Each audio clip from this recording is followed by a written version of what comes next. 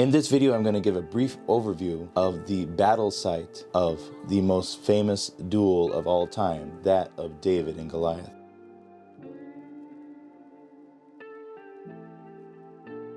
Hey guys, it's Joe coming to you from the beautiful Ela Valley in the wintertime when it's nice and green, site of the epic battle that took place between David and Goliath.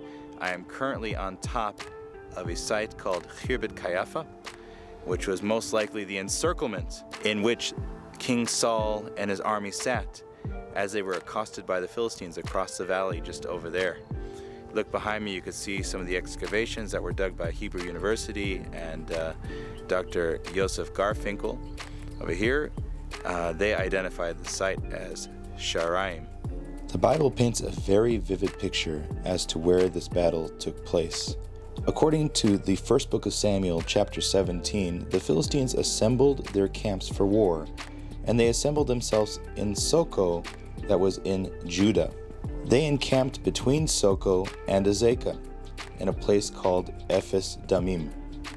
Saul and the people of Israel assembled themselves in the valley of Elah, on the mountain opposite the Philistines. The valley is named after the large terebinth trees, Pistacia atlantica, which grow in abundance in the valley.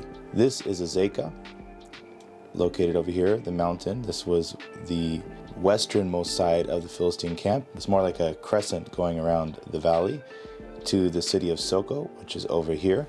And the Israelite camp is where we are standing now and filming this. David, when he went down, crossed the valley.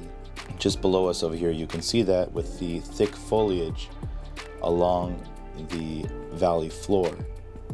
Goliath approached from the other side, from the road, walking towards, obviously the road wasn't there when Goliath was there. Goliath made his way from that road toward the area of the creek, known in Hebrew as the Nachal. That was where David picked up the 5 smooth stones and made his way toward Goliath.